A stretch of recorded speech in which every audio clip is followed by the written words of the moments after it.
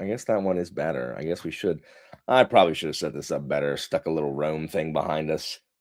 There we go. Well, oops, I branded myself the Pantheon instead of sticking a background on us. There we go. Now we're in front of Pantheon. Look at that. No, that's not even appropriate. The Pantheon is not built yet. All right. Back to this. Back to the smaller windows. Where is it? This is us. Nope. What is it? There we go. There we go. Anyway, welcome to the welcome back to the Library of Alexandria. Today, guys, I'm joined by Sal, and we are going to be discussing The First Man in Rome. This is first of three discussions where we'll discuss the first three books of Colleen McCullough's magnum opus, basically, because I think who told me? Kev, I think, told me that in the Discord that like these two books, both over 400,000 words, were prepared at the same time, the first two books. Then that's just insane. So anyway, if you're not aware, I'm running a read along of the Grass Crown and Fortune's Favorites on the channel. It's a small read along, and that's fine. Like this was originally Sal's patron pick, and I took forever to get it because mostly it's so long. But then I'm like, you know what? I'll do a read along in case anyone wants to join, and it's fine. Simon loved it, which is great. And then we got Hecate loved it, and Klaus loved it. Hera loved it. So anyway, so it is like it doesn't matter. Look, you don't come to the Library of Alexandria to see a bunch of books that everyone's like. If you want to go join read along for the will of the many, like go find any other channel, right? In addition, I have difficulty finding good Roman historical fiction. I actually just finished a reread of the Cicero trilogy on audio, which is just so good. And yeah, Anitha read 500 pages. I'm not discounting Anitha's effort. Like the books are long. So to start off, like I just want to say that this book's hard to recommend to everyone. Like there's a very small subset that I would recommend, and I need to make. I'm gonna make a review video of this because I need to start reviewing books again. I'm with Simon. I also really liked it, and Sal has read the whole. You've read all 7, right? Even through Antony and Cleopatra. Multiple times. Really? Dang. So I like this book is like it's a commitment. You can't just read this book casually. You just can't. It's 900 plus pages. Now McCullough knows her stuff. Like there's a glossary. And she knows the time period. Absolutely. What an educator. She's like, look, this is fiction. If you want my sources, send me an email. But I'm not going to post a bibliography in my fiction book. Good for her. Good for you, McCullough. And so, first of all, to dispel the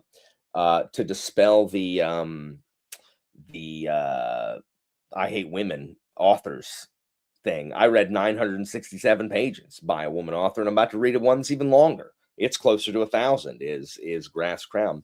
But so anyway, glossary, so I think you can round it up to 1,000 pages. Yeah. So this is 1,000. They're both 1,000 pages. They're all three of them are 1,000 pages. And so this is hard it's just hard to recommend, but you have to be super into Roman history. Like you have to want to know a lot. There's a lot of info dumps, expositional info dumps that some people did not enjoy. I think it's really good cultural information just to feel like you're there. Like this book. Like this is, and I forget what the other book I've described in this way, but this is like she drops you into Rome during the time period, and then you just find your way. Like she'll mention terms, and you better look them up in the glossary. Like, yeah, there's some historical exposition dumps and stuff that's going on, but like you just feel like you're there. And what I do want to say about this before I let you talk, Sal, I'm so sorry. No. Is what this book does better than any other Roman historical fiction that I've read, and this includes the Cicero trilogy, and I just reread it. In the Cicero trilogy, does this pretty well, but I think this book does it better. No other historical fiction in Rome shows the absolute madness of the political parties. because you can oversimplify and say there's the optimates and the populares, which are the optimates are the ones that side with the aristocratic point of view, and then the ones that side with the plebeian point of view.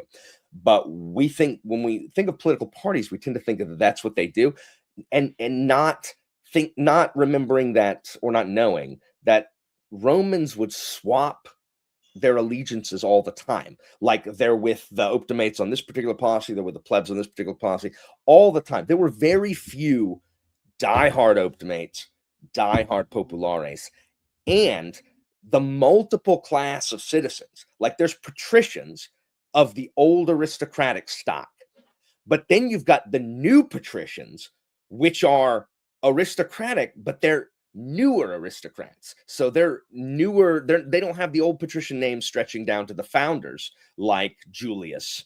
And even Claudius was later than that, but has the status. But then you've got the aristocrats that don't live in the city. So they're nobles, but they're not Roman nobles. Like, and that's Marius.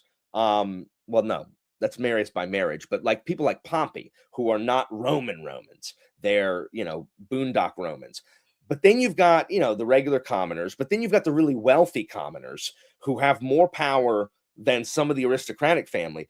And the different way that all of these align, and the fact that like the shooting themselves in the foot that they will do, like the choking on their own sword that they'll do, rather than compromise some bizarre aristocratic principle, because it's usually the aristocrats that will do this. But Scaurus is such a good example in the fact that he's like, an aristocrat's aristocrat. He's the princeps senatus, the head of the Senate, but will bust out laughing when one of the opposing factions like gets one over on them, because it's like, you know what? Yeah, we got played, guys. But then you've got, the Metelli that are just so like stick up. The factionalism is shown better in this book than any other book, and it doesn't make any sense. Like Scaurus has the one line that I wish I'd have tagged, where he's like, no, we should do that, but we absolutely can't do that. We cannot admit we're wrong, because then it implies that the Romans, the Roman old school patricians can get things wrong, and we can never admit that. You had posted in chat where it was like, I wish we had a mechanic to hold these people to task, people who are noble and do wrong, but that would have us admit that they can do wrong in the first place. Yeah, absolutely. So that's what I think she does better than anything else in here, aside from the fact that this is a book about Marius and Sulla, which most Roman historical fiction is not. It's either Roman historical fiction comes in three flavors that I've seen: murder mystery, which takes place in various times, but generally this period, but around the Caesar time of this period, so a little later than where we are here. It takes place in the field in the empire, like under one of the emperors, like Vespasian's a big one, which is good. I love Vespasian. But then it deals with Caesar. A lot of stuff with Caesar and the end of the Republic, and then Augustus and Cleopatra and Antony. Yeah, so the empire till I think Claudius being the big one, right? Yeah, well, Claudius was the... No, I think Claudius the god, sorry, being the big book that sort of... Oh, yeah. I Claudius, yeah. So yeah, Sal, you've read it multiple times, but tell people what your thoughts are, what your experience with the book is, etc. So one thing, I am so happy you liked it. So this is actually what got me not into just historical fiction, but this series got me into history. And this has probably set my tastes in historical fiction. So it is historically accurate. So, we've all had this debate about historical accuracy in historical fiction, and, whether pride, like if you can have Caesar be like the, stepbrother of Brutus and not like, kill yourself, stuff like that, right? Like matters to me. And it matters because this book set that standard. It is what I would almost call, so Colleen McCullough is a drama writer, right? Like that's what she wrote. She wrote The Thornbirds. So you know what That's those a fashion. historical romance, isn't it? That she got famous. It's more like historical. It's not a romance because it ends tragically, fairly, but like those sweeping epic sagas of multi-generation.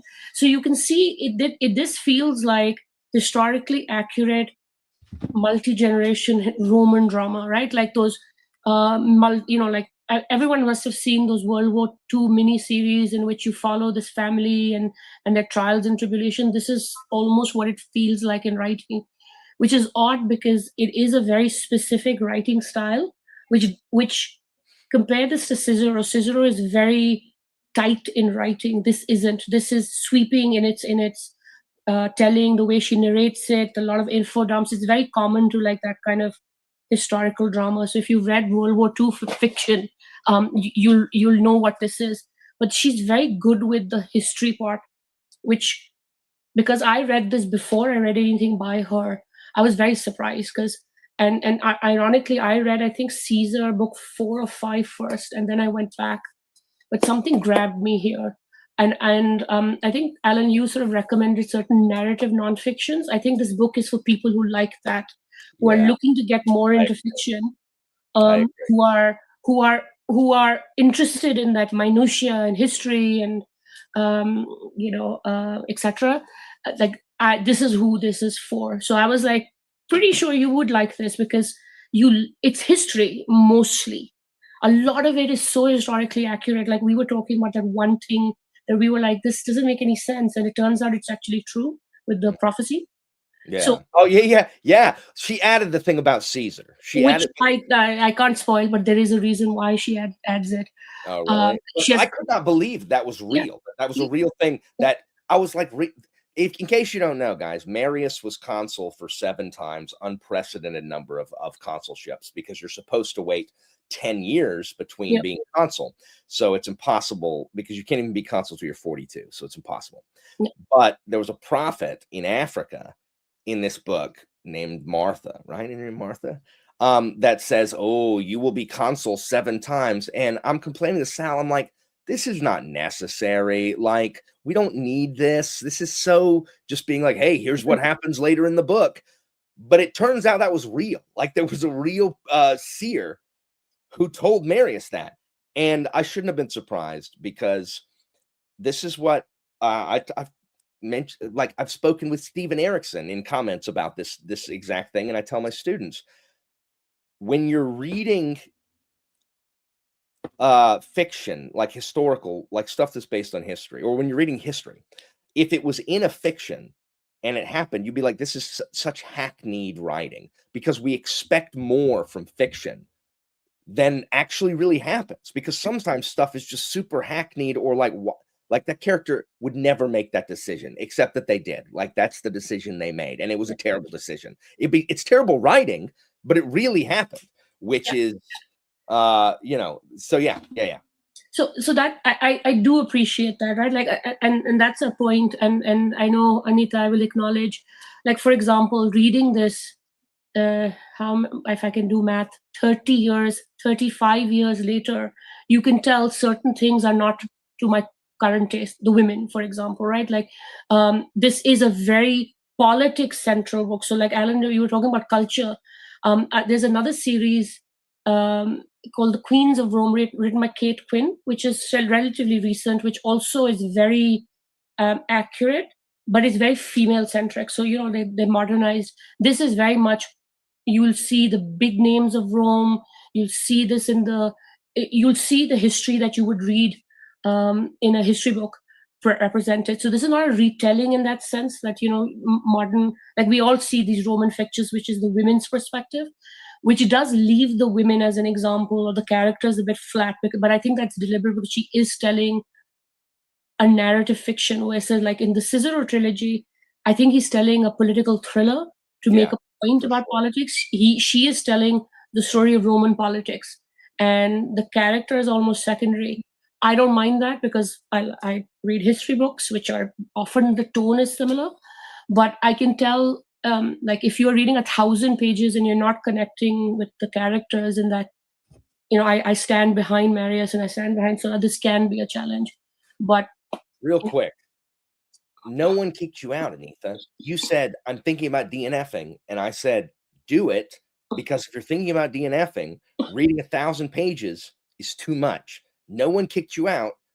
I don't know why you wanna You play. can in fact join for the first No, 500. Anitha We can wants to just sit tell here you and what play happened with for the me. last 4. It's whatever. Anitha, you can jump on here if you want to, but you just don't have anything to say about the end. Um, uh, Um, sorry. Maybe, Alan, maybe just to start, I did have a question because I did note this down in the chat. See, I came prepared. I have questions for you. Um, how familiar are you with this specific period, and is that necessary to enjoy this book? I think some familiarity with Rome is not necessary because I don't think Simon is super up on the time period, but Simon loved it. Um, I think I don't there's a lot the first 100 pages are hard.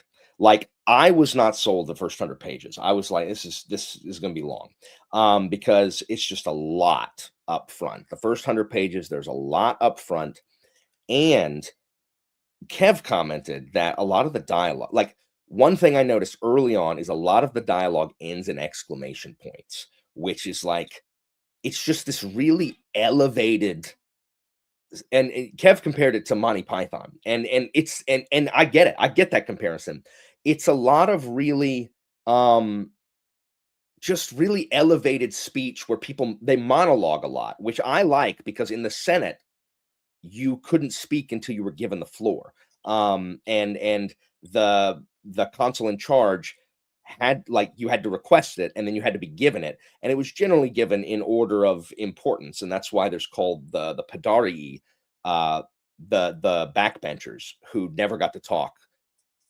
They only got to speak with their vote. Like, that's why they call the Padarii, which are the foot soldiers. They only voted with their feet because they didn't vote by raising their hands or acclaim. They would literally walk to up to a Left or side of right? the room. Break to the left, break to Yeah. the right. So the first 100 pages were tough, and then I realized, like, it's the same again, it's the same thing I had with Erickson. In Malazan, there's a whole lot of people opining loudly and having these huge emotions that come out of nowhere. But that is very epic-like. It's very Homeric, right? And so that's what I felt this was. I'm like, this is like it's not the Cicero trilogy, which is trying to do something different. We only see the events from Cicero's perspective. There are whole sections of this book where Marius and Sulla are nowhere near it. Yeah. And I would not say that Scaurus is an important character to history, but we have huge sections where it's just Scaurus in the Senate, like dealing with stuff, which I thought was great. But that's not what the Cicero trilogy is about. It's about Cicero's life, and there is speeches and debate and law courts, but it's all like how it affects Cicero. This is, like you said, a sweeping Saga. saga of the time period. And so I'm familiar with this time period in that when I teach Caesar in my second year, I cover briefly the assassination of Tiberius Gracchus, which is really the turning point for the Republic. The tribunes, which Which, are by the way, the glossary has a great little summary, so you should read that one. for sure, in 133 BC, the Senate assassinated the populist leader Tiberius Gracchus, who's a tribune, which is a plebeian only office that was given to the plebs that has the power of veto. They can summon the assembly and they can make laws. What people don't realize, and that what I forget a lot of times, the Senate cannot make law. The Senate does not make law. The Senate produces law and the assemblies vote on it. So the assemblies can craft laws to be voted on, and so can the tribunes. But the Senate, like, the Senate can all agree on a law, and the Assembly can kick it down. They are an advisory body, and I think we forget that because of just the weight of the Senate's word. What the Senate asks the Assembly generally passes, mostly because there's a lot of aristocrats and um The reason why I mentioned that, I asked that, Alan, is because words like the Senate have modern terminology, patrician, plebeian, they all have modern terminology, which I think tends to confuse a little bit because the Senate not having legislative powers In the US, the Senate is much more important, right? So it kind of it throws you off because you almost have to reset and say these terms we take from Rome, like it does remind me how different they were. Patrician and plebeian, the difference that we would use in colloquially is not true, Yeah. right? Like to your point, a tribune of the plebs sounds like a low class person, right? Like us in my head, but they're not. They're super powerful, They're and they're incredibly powerful. you know, When Gracchus was murdered, that had never been done. Like Rome's republic lasted for 400 years without a political murder. Now, did they arrange for people to be put on trial and executed? Yeah, but not all that often, and it was power hungry people, whatever. But they murdered a tribune of the plebs who was supposed to be sacrosanct. Their person is supposed to be inviolable, where it is a crime against the gods to physically assault a tribune. But and this is guys, like this you can transpose this to modern day. Laws that exist that are not punished, laws not enforced might as well not exist. Nothing happened to the people who murdered the tribune, Tiberius Gracchus. And so, because no punishment was not meted out for these murders, political murders and political violence in general just became more and more common because like the seal was broken, like the custom of we don't do this and nothing happened, like, oh, what else can I get away with and nothing happens. And we see this all over the world now, everyone pushing the boundaries of what's called the mos maiorum. And this is another really important concept to understand when reading anything about this period in Rome. The mos maiorum means the custom of the ancestors. It is the Roman Constitution was not a document like the British one and ours. It was a series of understandings, and like it was mostly just understood. They had some things, they had laws written down, but the Roman Constitution is mostly a series of traditions that people didn't violate because it just wasn't done. So that actually is the English Constitution is not written. Oh, then we took it. We took it from England and Rome, Actually, and we should probably codify all of this stuff. But for the Romans, it's not codified. It's mostly just understood. You can't do this. Like you cannot do this except until someone does. And we had certain things like that in America. For example, Howard Dean, his candidacy in 2008, is that when Dean ran? Whatever, 2004, 2008, whatever. A Democratic candidate in Iowa, after coming, like his campaign was dead in the water, whatever, he comes in third in Iowa, which gives him momentum. He gets on the mic and goes, woo!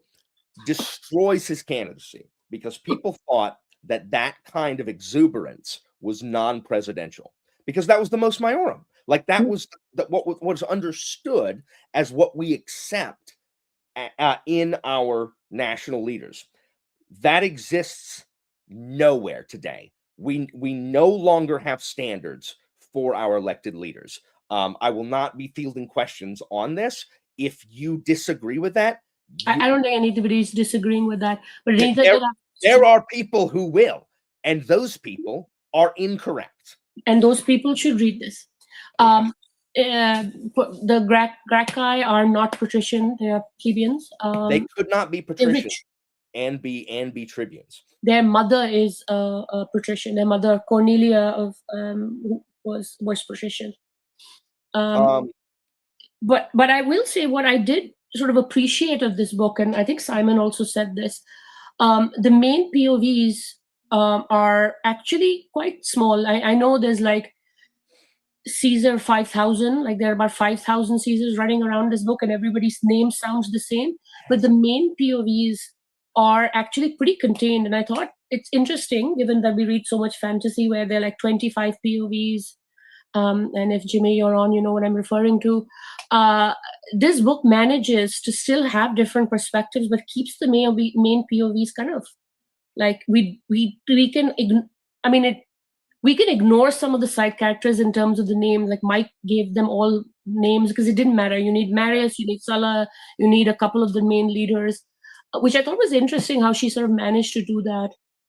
She name drops a lot, but it also doesn't matter because you can go back and check it. But like if you know Marius, you know Sulla, you know The what was the Scaris, and then whatever. That's fine. Like and obviously Julia and stuff. Um, So this, I completely agree with yeah. Simon. Like this was the sixth king of Rome, Servius Tullius, invented the centurion assembly that elects the higher offices. For those who do not know, it is organized by wealth. And so the first tier, there's 5 tiers of wealth, and then the head count who doesn't have enough money to even qualify. And voting begins with the first century, which is composed of it's groups of 100 men, 50 young, 50 old, and each century gets one vote. And so the first century's vote, nothing's decided. Basically, it goes down until a majority is decided. So if you're in the 4th or 5th centuries, you don't get to vote very often because the first, second, third have decided for you. Only the really contested things go down to the 5th century, because once the majority is hit, voting stops, which is, like wealth carried a lot of weight in Roman politics as well. But your century had one vote. Every person did not get a vote. Every person within your century voted. So let's say within one of the centuries in the first tier, 47 people voted no, 53 voted yes. Well, the vote for that century is yes, because so that's how that worked, which I thought was, is super interesting. And so about the POVs, you're like, I agree. What she does here, shockingly to me, I despised Sulla from the first moment he was on the page. I've never liked He's Sulla. terrible.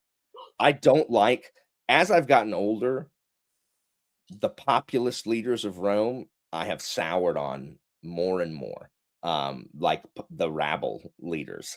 And yet, I despise Sulla, who was just a through and through aristocrat in his later years or whatever. He's from the Cornelian Gains, which is an old patrician family. He's despicable in this, and yet, like, she made him more interesting than he had any right to be. Where he is like, he's just one of those layabouts that knows he has potential or destiny. Like the weight of destiny and luck and fortune in this is one of the things I don't like, where it's shorthand for I'm going to do something important. And so rather than, it's fine. It can kind of wave that away, but it's like, I knew that person had destiny on them. But Sulla needs like a purpose, and when he's not at that purpose, like his idle hands are horrible. Like his instincts and his nature is terrible. But when put to a purpose, he actually like you see, it's like one of those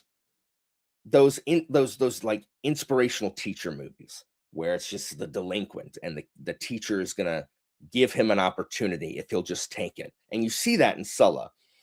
And so I hate the moments when he is idle, where he falls back into that indolence and just wretchedness. And he's a murderer. And this is what I like about what McCullough does here. Unlike Iggulden, who makes Brutus Caesar's half-brother, which we know is not true, a bunch of stuff is made up in here.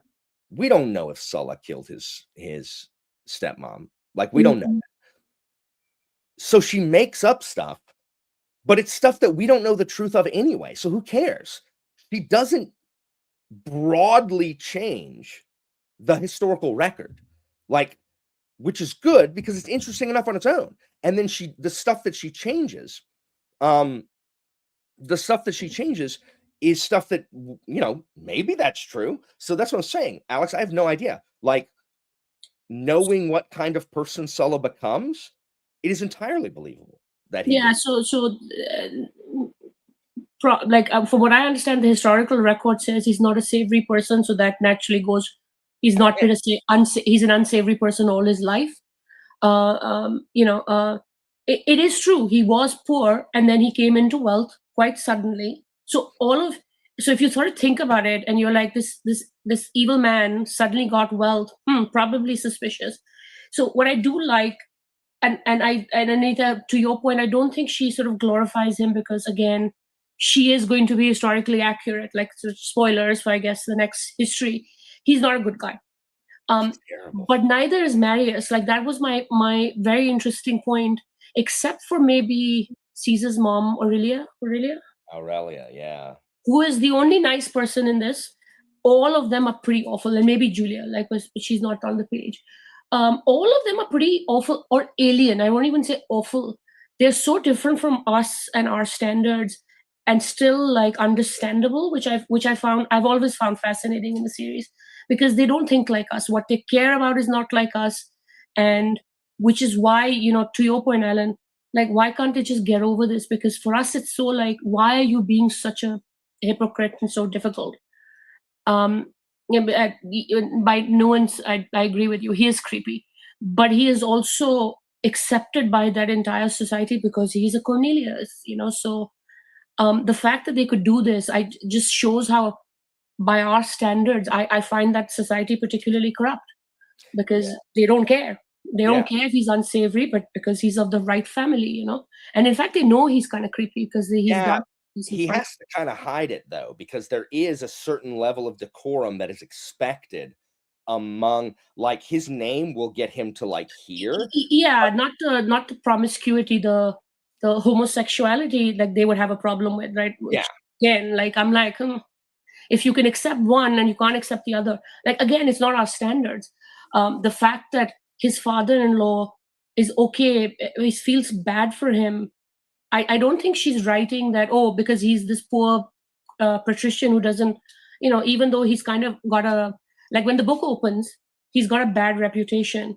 But Caesar Senior Plus, basically, this is our Caesar's grandfather, says how sad that he's never gotten an opportunity. And does he know him? No. But he's like, he knows he's a Cornelius, right? Um, and I think for me, when I read that, like, I don't think we're expected to be like, poor man. I think she's like, yeah, these people are awful. Marius is awful because he's obsessed with becoming consul. And yes, he saves Rome and all of that, but like, he like runs roughshod and willy nilly. He's obsessed with And glory.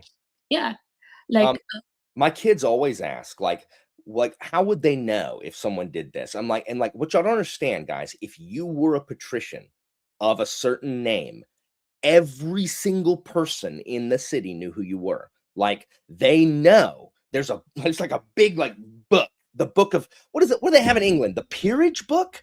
Like, in England, isn't there a book of yeah, like yeah, all the lords? yeah, It's basically that.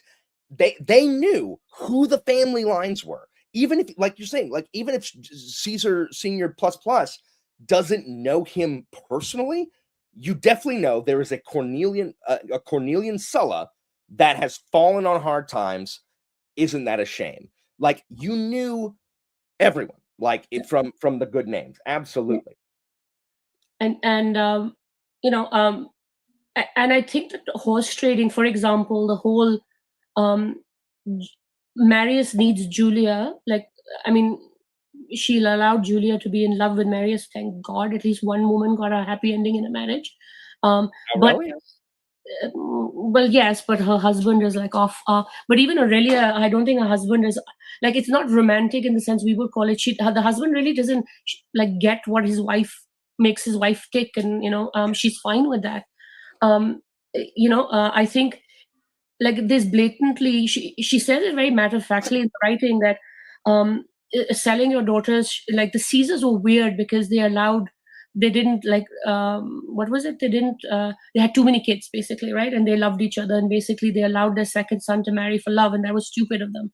So this is, you can see the Julii are basically a bit nuts, like, by Roman standards, which I find that kind of detail fascinating, which also explains how Caesar became the way he did, because they're patricians, but they're also slightly nuts.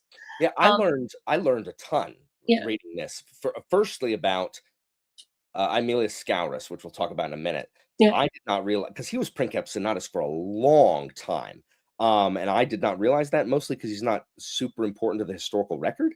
Like, he didn't do anything sweeping. Like, he had his hand at the till at the tiller, sorry, steering the ship. yeah, And it's when Scaurus goes that really it starts the end.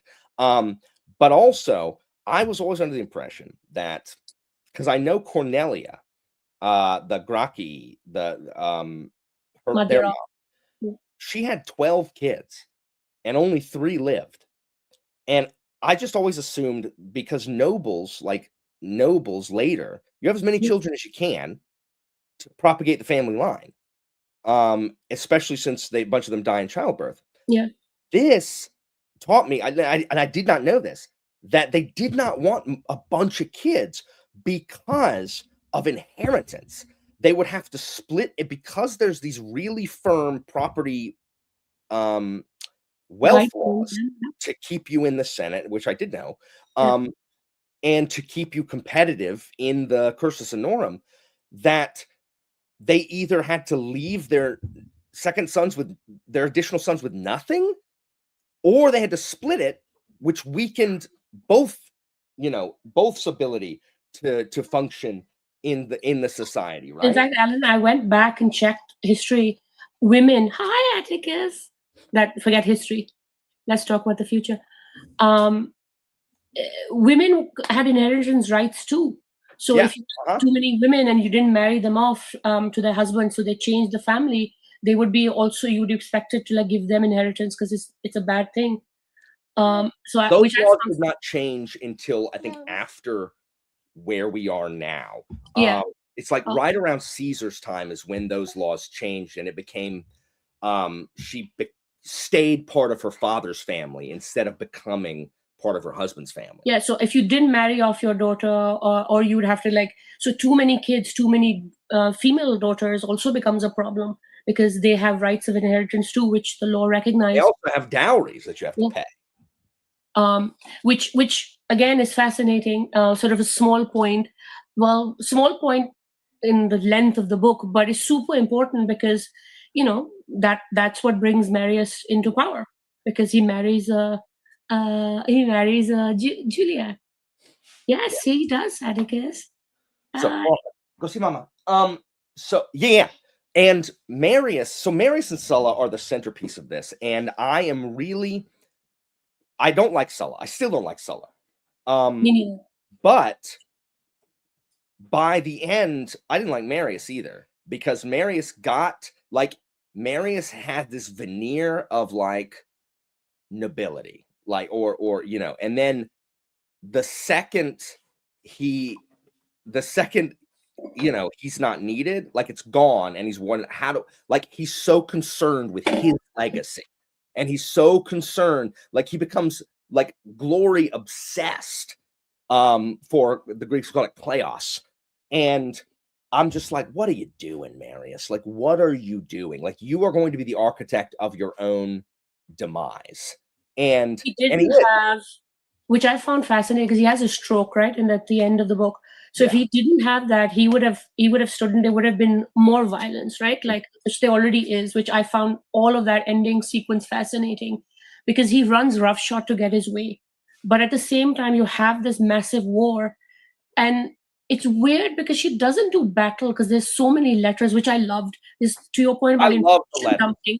but Like I love this, epistolary novels, I, so I I I know, really love the letters. but there's so many battles happening and you're like, I mean, Simon wanted an entire another 1,000 pages, we'll ignore that. I don't want this book, bud. You can set that on the ground. He wants you to destroy it. Yeah. um, yeah. But there's a lot of, so we talk, there's a lot of politics and we'll talk about the um, the I guess Marius's sort of villains or the opponents, right? But there's so much military stuff because Marius, there's the entire second half is almost the campaigns, right? Which Marius is known for. That's his big reform, and she covers so much because I'm just like, heck, this book could have been much longer. Again, from the history point of view, but it's still understandable, right? Like the headcount army, and then what he's doing with the army, and how that will empower the generals basically going forward. And you can see it, and it's still compelling, even though we don't fight the battles. Because what she does, which she'll do this big history piece, right? History set piece, and you'll get this in info dump / overview, and then she'll just jump straight into this ridiculous thing like the mushrooms. So you have this Snails. Snails, sorry, yes, or mushrooms at one Yeah, point. Talk about that's mushrooms and the fascinating. river fish, and which eat shit, which literally eat shit. So like there's this dichotomy of this grand reforms and massive wars and empires, and then this dude like snails, right? Like so she does this n- narrowing down at sequencing, which I thought kept it sort of interesting without showing us battle, Yeah, like and just one silly battle, right? the the whole that part where Marius is getting the command because they have to stop the Germans, like they have to stop the Germans. Yeah. But like the fact, like Scaurus and and even Marius's buddy Rutilius Rufus, Yeah. watching like Marius is breaking all the guardrails. But when you look at it, like, what are the other options? But Scaurus is acknowledging we're breaking these guardrails, and I don't think we're ever going to be able to put them back up. But what else can we do? And Because what's the also, battle which you said was historic, right? That happens right before where the thousands of people die. yeah, yeah, That was awful. she elevates the death count a little bit, but Yeah. yeah, it's Arausio is a huge defeat, and then Rutilius Rufus, who is Marius's buddy, is still like, I do not like the way that you are doing this, but you're still my friend, and like so that the alliances are so complex, and the political maneuvering is so complex in this, that I just really enjoyed it, and the stuff like the snail scene, and the arm, like just the head count and the fit and all that stuff reminds me so much of just a KJ Parker diversion where I'm just like, okay, teach me about this one thing. That's fine. Like, I thought it was interesting as heck. And she's done such a good job with the relationship between Marius and Sulla that I find myself like I am pre-heartbroken going into book 2, No knowing that spoilers. the relationship is about to tank.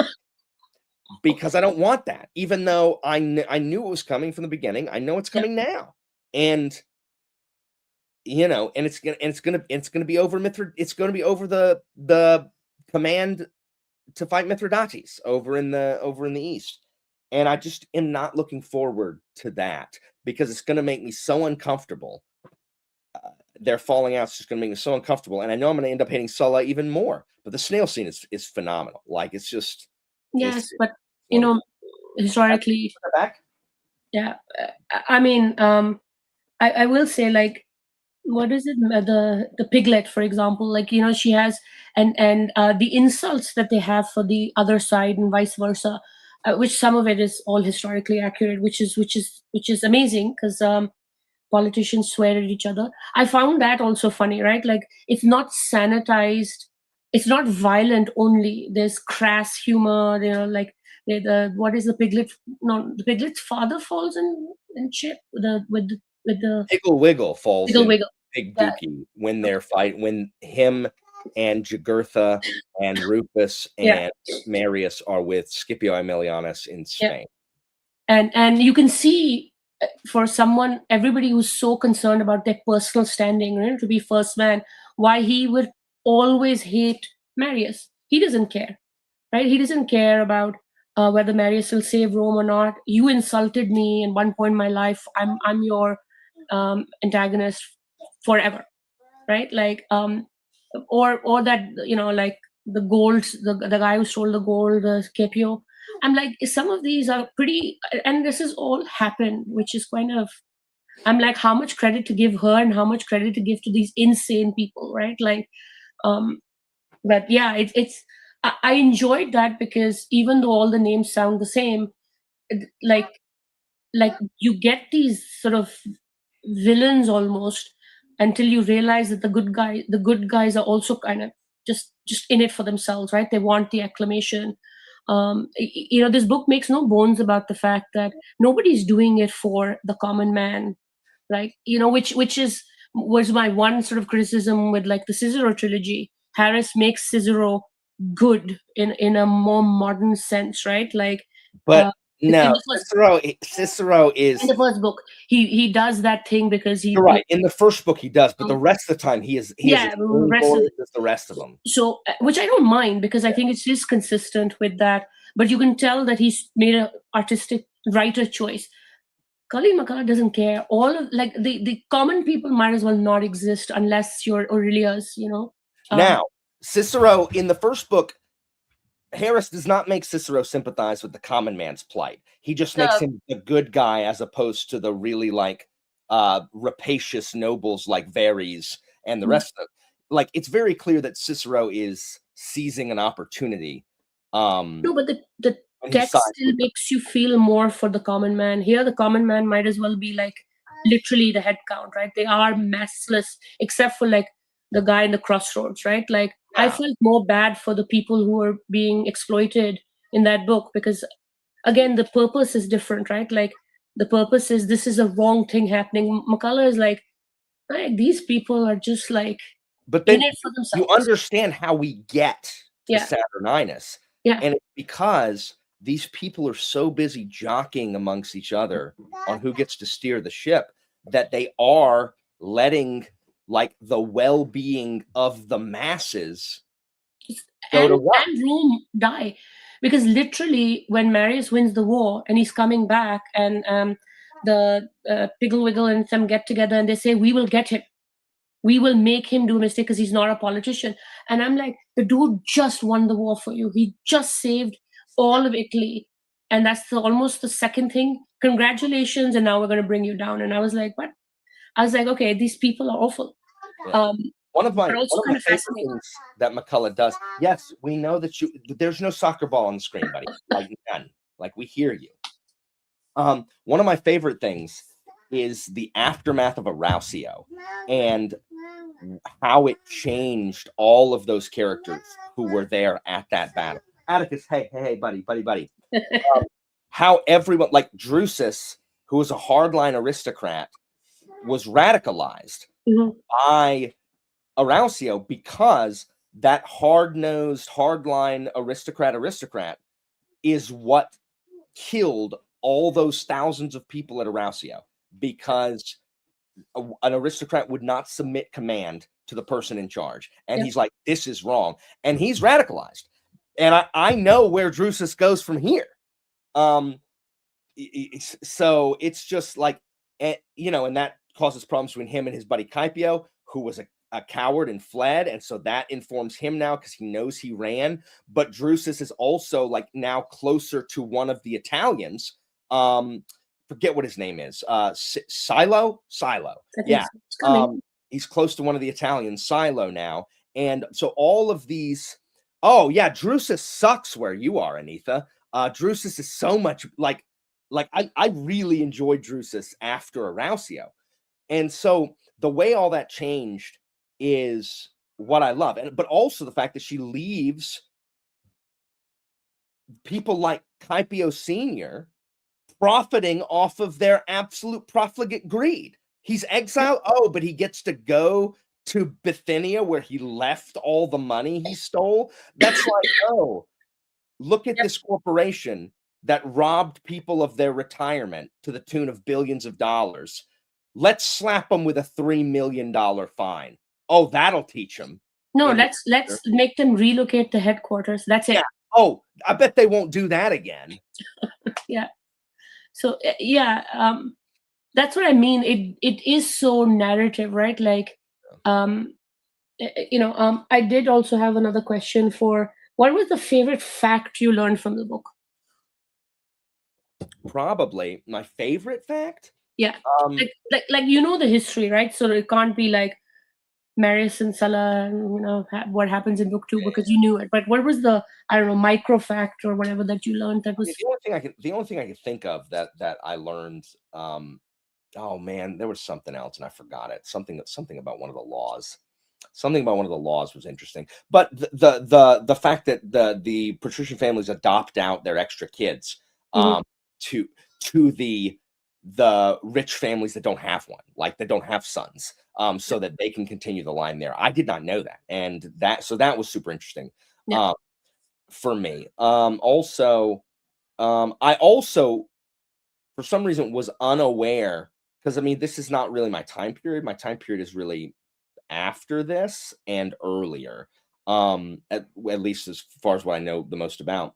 the Rufus, Marius, Jugurtha like trio serving under Aemilianus in Numantia, Mm. which I also didn't know, but loved, and loved the fact that that Metellus, which Metellus is this? Oh, Metellus Numidicus is the like that he was there too, and they, That's I why don't he know gets that, Leviticus. but Yeah. I do know that Numidicus Yeah. was an enemy of Marius.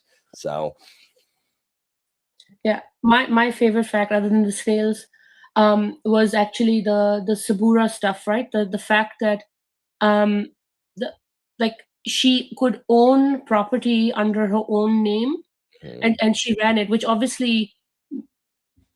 I remember because of the impact on Caesar it has, like how he grew up, but like the fact she is so dynamic and but traditional also, right? Uh, like as much as the women are sort of non-entities in terms of politics, like I do think there is a like the Caesar's wife is a very different woman, the stepsis, like she does show these difference. I didn't like Julilla, like just let's just get that out there I from didn't the like women's Sulla either.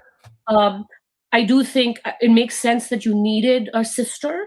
I wish she had done something different there, because I think it's one of those very soap opera tropes. She did it to link Marius and Sulla. Yeah, so I don't mind. Like I could have even fine when she got married. She was a non-entity. She died. The over excessive drama was a little too much for me. But similarly, she does give a really a space, right? So the fact that women, she's running her own little business because she's gotten the support.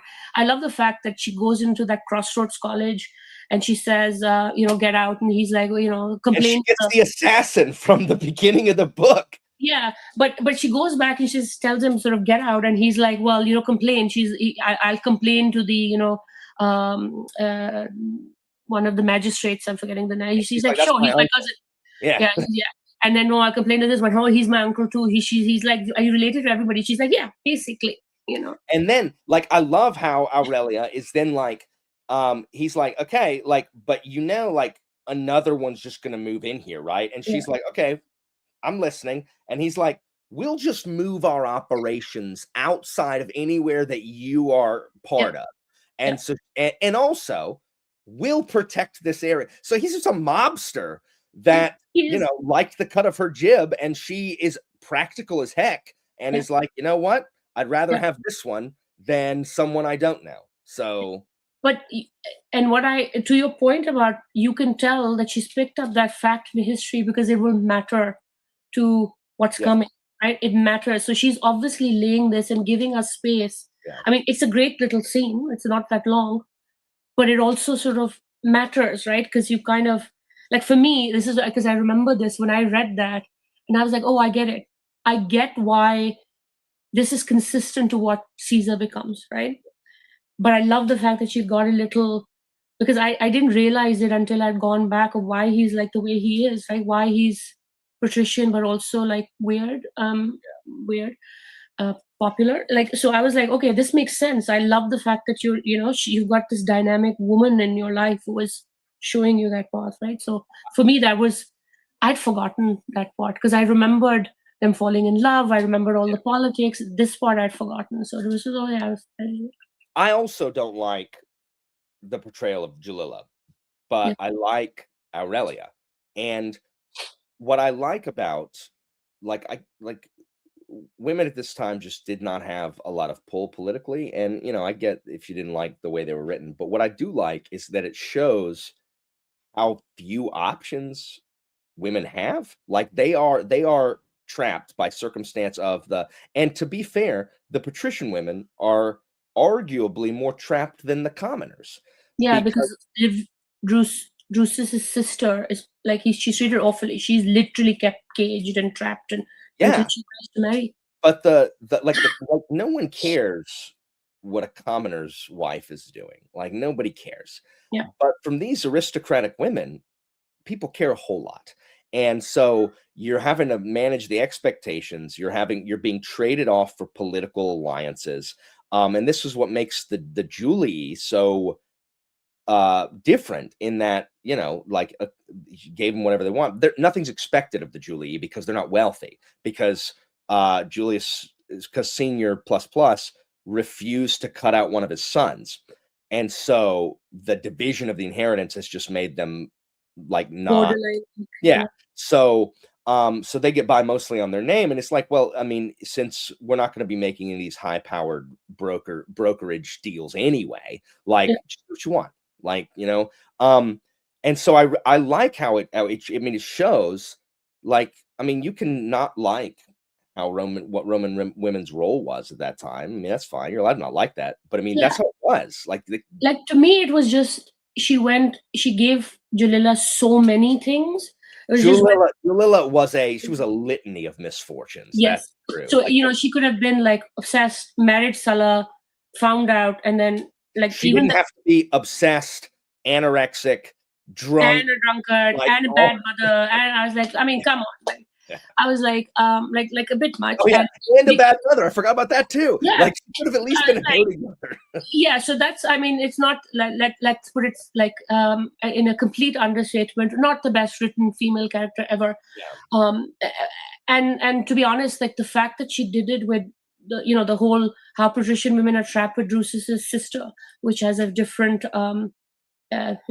we know what's going to happen there, but so I mean, I get why she exists. I wish she had just done something different, but the fact that like Sulla is so, I mean, it does also point out that he does get obsessed with her for a little while, and he is an obsessive personality, um which is sort of also important, right? Because he gets obsessed with that boy, and with like with Oh my his gosh, yes, Macrobius, whatever his name is. the kid basically, and which to me is hurt, saying that like Sulla is, you can tell that he's not a good guy even by Marius's standards, right? Because there's something rotten in him, which I think is the point of the way why she's written Jalila. I just wish she'd done something different. But you even see, like, even the ones who are supposed to be the good guys, like Caesar's dad, like, so Caesar Senior, or Mm. Aurelius' husband, he's supposed to be the good guy, and he's still like, well, I don't really want you going and talking to tenants and doing all this stuff. And she, which was her role at the time, like, Mm. she's an obedient Roman wife, and then he leaves, and she's like, I'm just going to go ahead and do this, and then he won't Lie. even know. And if he does, then it's already done. Like, You so won't find. it's just I think it's a really realistic portrayal Yeah. of how relationships were in that time. And I the love fact Aurelia. that fact that he was away for so long, right? Like the grandfather, his basically senior in this book, right? He's a senator, so he stays in. But the young men were in the army, and they were away, and these battles were long. So she's away. Husband is away for a long time. Both Marius and both, Single mother for a long time after that. so it's actually, the household is very female dominated if you think of it from that perspective. So the women are actually very practical. Like when Jalila kills herself, and her mother, like by our standards, is like that's the best thing she could have done, Yeah. because she runs the household, so she knows she's going to have to make those decisions with the slaves and with society, and manage that reputation, because the men are off doing whatever outside Rome, in Rome. They have to manage all of this. So like that sort of was interesting to me. um So what other, we're at an hour here. But I have to ask you two more questions. okay, let's do it. What was your favorite illustration and or map in the book?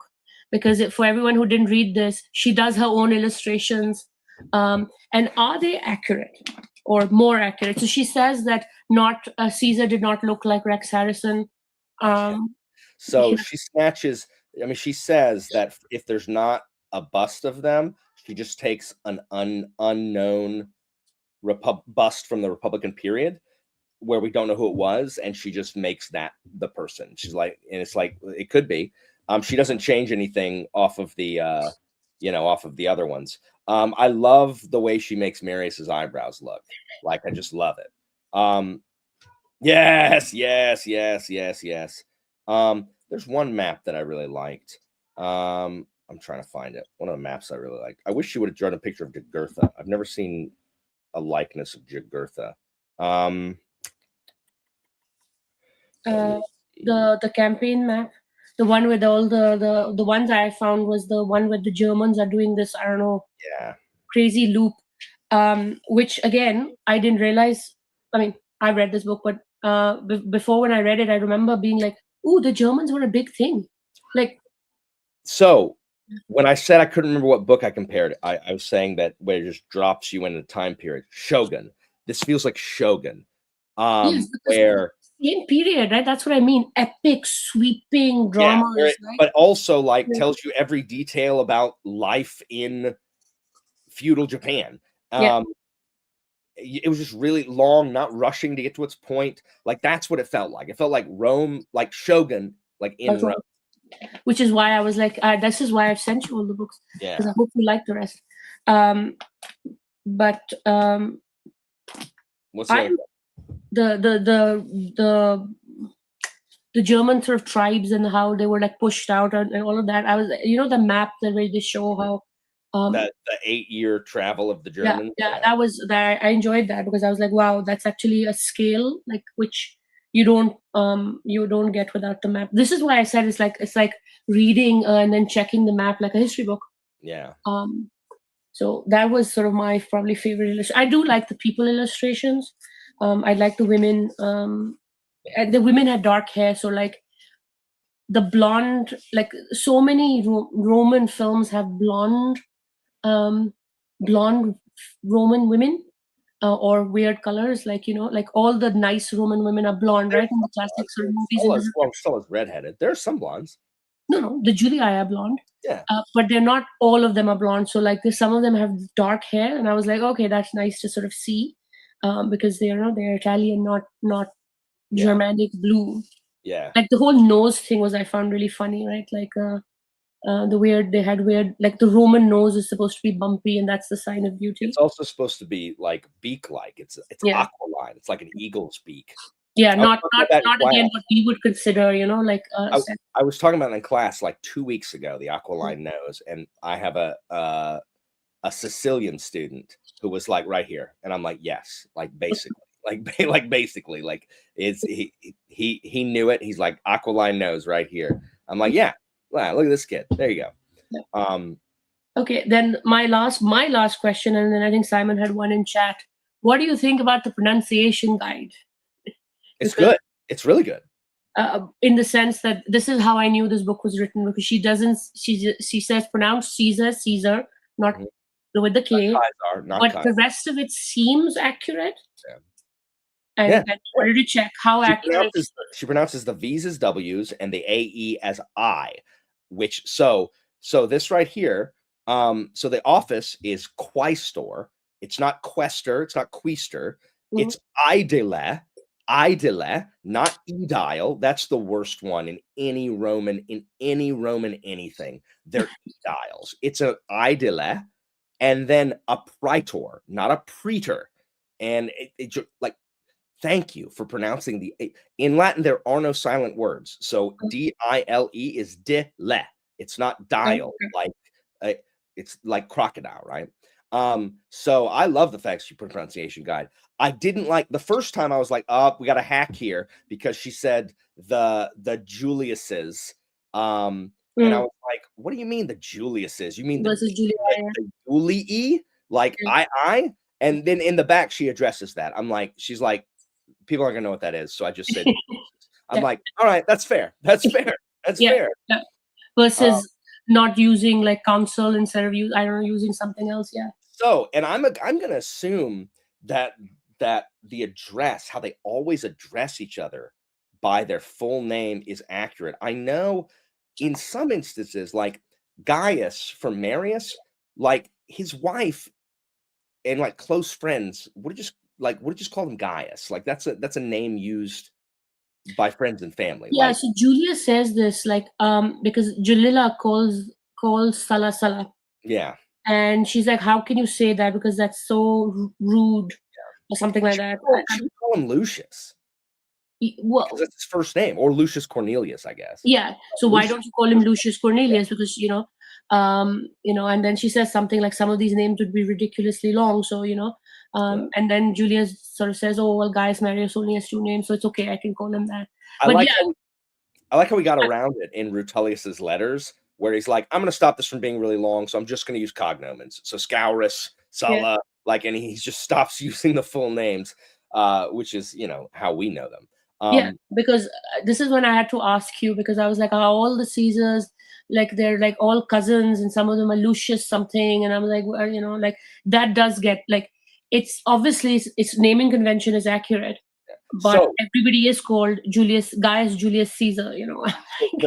the Gaines, Yeah. the nomen, the middle name is the family name, like our last names. That's what they trace status to. So every single person who is related to Caesar, every single one of them has the name Julius. Every single one has the name Julius, or Julia.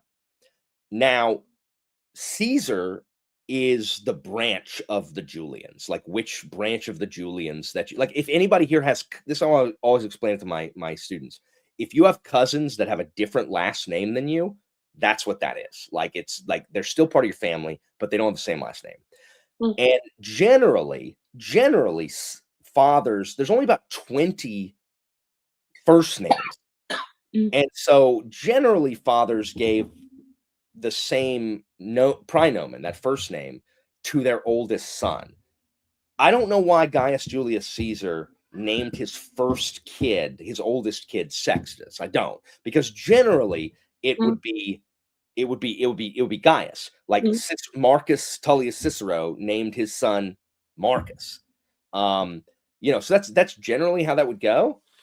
I tell you that this family is weird.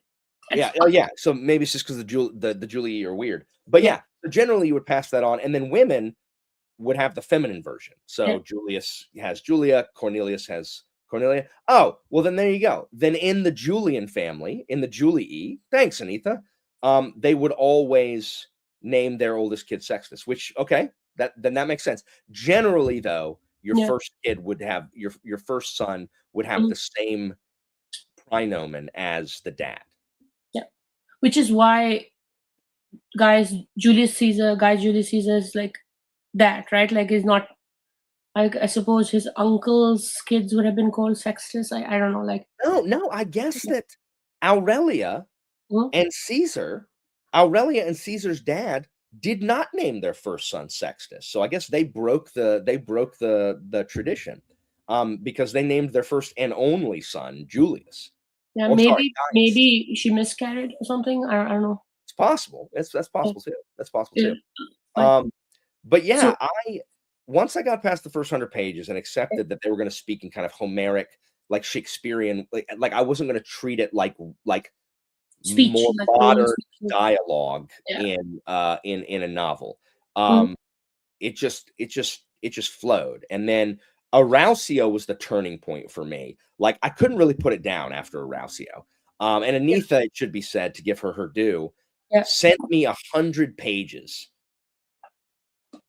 via picture Yeah. because I had left my book at work and I had a bunch of time to read. Yeah. Um, so Anitha gets mad props for that because I read all of them. Like she sent me 80 and I'm like, send me some more. And I read those too. Like Yeah. I couldn't put it down after Arausio. Like that is It, really it does. You're right about Shogun. It does for such a long book. It reads. It reads easy. yeah. Like once you get over the Roman sort of terminology, it's not a difficult like writing style in that sort of flowery sense, which also I appreciated because there's enough facts happening. But I Uh, can absolutely understand mm, when people were bored. Like I yeah, completely get it. yeah, I had just an internal impetus to just keep reading. And then once I hit Arausio, like I was just like, let's do it. my probably Real my good. second favorite character after Caesar plus plus. Yeah, I didn't know anything about Rutilius Rufus either. Yeah. Oh, so you don't know what happens to him? No, I legitimately have no Okay. idea. Okay. I'm gonna assume he's killed in one of the purges because that's the safe bet now. That's the safe bet.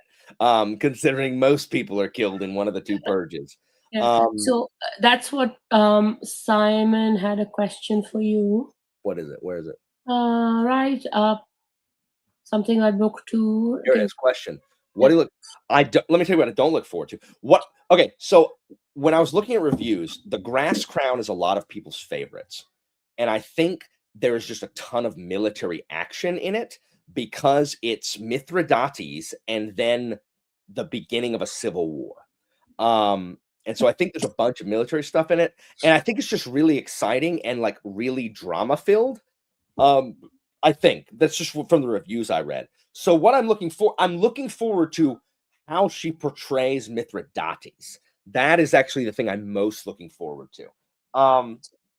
Simon, so when you watch it back, I'm most looking forward to how she portrays Mithridates the sixth Eupater. I, of course, am looking forward to Baby Caesar. I'm not. Like I have soured on Julius Caesar in like the last like 5 years. I've soured. Fair Large enough. I do think her Caesar, and I have read, unfortunately, too much historical fiction is in this period, is probably the most compelling. The problem is she's a Caesar fanboy. I know this up Yeah. front. Like I'm hoping that it doesn't. I'm hoping her glazing of Caesar doesn't sour me on this because two things have soured me on Caesar. One, my veering away due to events in the world of populist leaders. So I've started to lean more on Cato's side, where like with the aristocrats, not the hardliners, but like the bony, the good men, the ones who were like, okay, well we need to change something, but we're not gonna Destroy upturn the system like Saturninus wants us to. Yeah. And two, Robert Harris's Cicero trilogy. I despise Caesar in that series. Like I hate him so much. Yeah. And like so I am I am also really excited to see what she does with Caesar, but I hope it doesn't sour me on the series because of her glazing of him. Well, you won't. I mean, it's Baby Caesar right now, given the period, right? So, like, you got a bunch of way to go. Is it No, Anita, that is so well remembered. They don't even spell their name the same. That Mithridates was a median like cowherd. This is no, this is a the king of Pontus, so the king of Aryan Anatolia. Yeah, but to your point, Alan, I think this is the first time I've read it after Cicero trilogy, which I think is excellent use of historical fiction for a purpose, and it's also the first time after Augustus, which has a very different feel of power. I've soured a little bit on Augustus in the last 5 years too. On Augustus, well, you have to read I think you have to read John Williams again, perhaps. I could never sour on Agrippa. Like Robert Harris has an Agrippa novel coming out in September. Like I can't think of any book short of no book coming out am I more excited about than Robert Harris's Agrippa. Like I am though I read Robert Harris's Pompeii and it was mid as heck. It was mid Thridates.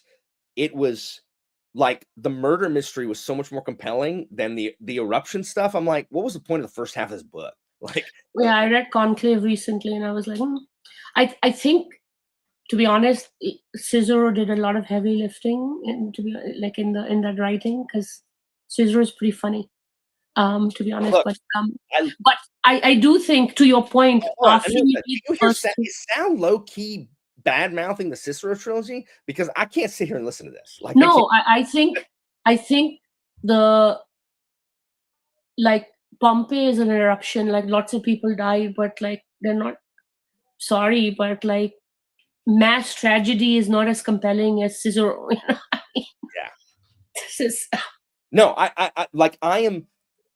Other than John Williams Augustus and Cicero and Claudius and the Cicero trilogy, I've struggled to find any Roman historical fiction that I really, really like. And so I am excited to read the rest of this and see kind of where it lands. And I do like different authors' takes on, like, I know for a fact she cannot cover this period and not have Cicero. So we will eventually see Colleen McCullough's Cicero take. Yeah. And I may never read another word by her. Yeah. Like, if she trashes my boy, like, I already have to listen to this from Laura. But if I see, like, I may be like, McCullough, like, what? How dare you? How dare you slander Marcus Tullius Cicero?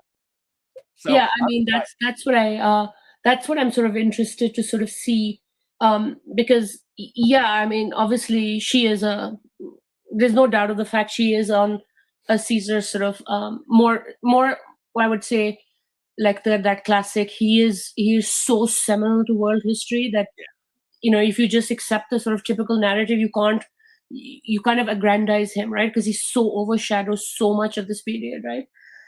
So yes, that is. Somebody said this, and actually one of my cousins read this.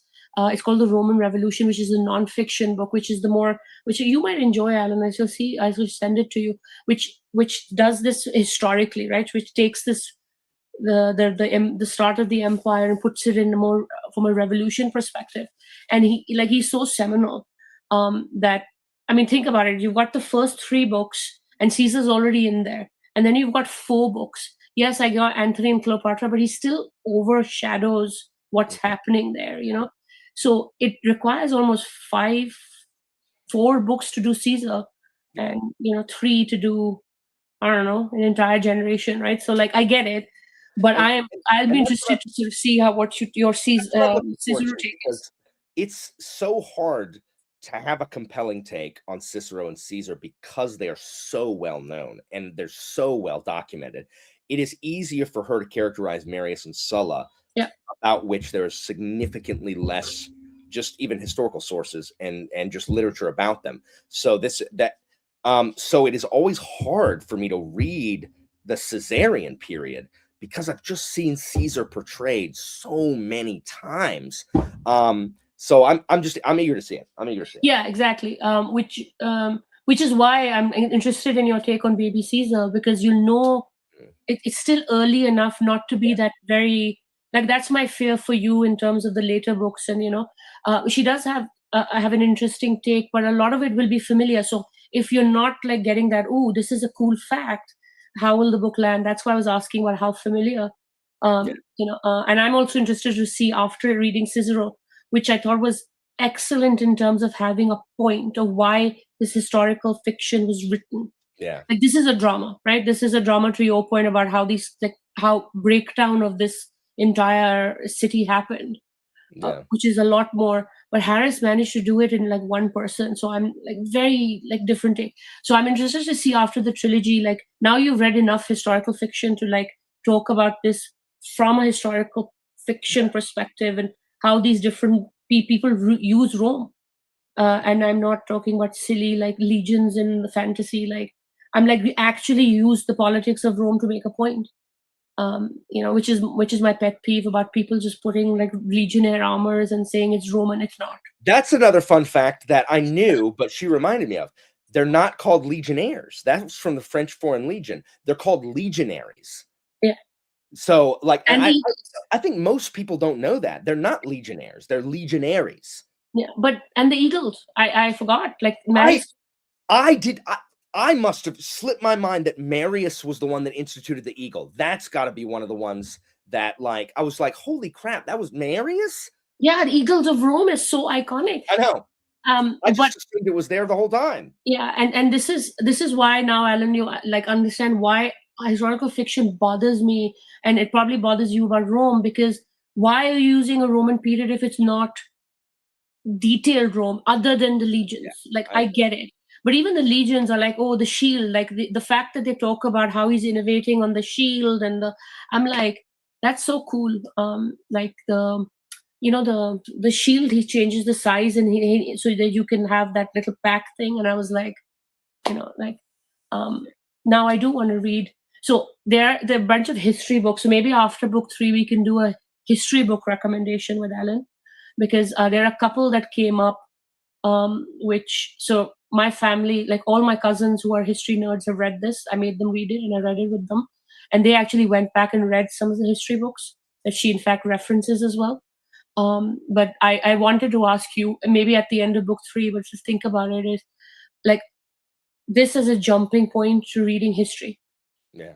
Like, reading around the period, going back, reading about Africanus, India, yes, India books.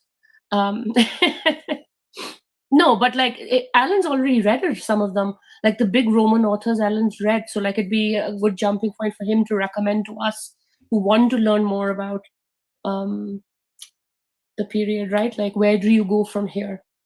And about which historical fiction books to avoid, like that Conrad Gilden one, which was awful. The Conegal de Niro one is awful too, Anita will tell you. So anyway, I have to go help my wife with the 2 boys, and I have to eat. But Sal, thank you. This was a wonderful discussion. And we will be back next month with a discussion on the Grass Crown. I'm going to start that as soon as I finish Game of Thrones. I low key lament that I'm reading fewer books because of these 2 Massive one, yeah. books, but also Game of Thrones is wonderful, and I really enjoyed this also. So I'm reading books that I really like. Yeah. So that's a fair assessment, Anita. I'm glad you were here with us, Anita. And these are 3 books, Alan. You can just count them as 3. It's fine. I should. So this was a blast. Thank you to everybody who joined in the discussion. Thank you for everybody joining in the read along. And thank you for anybody who comes and talks history with us. Super fun.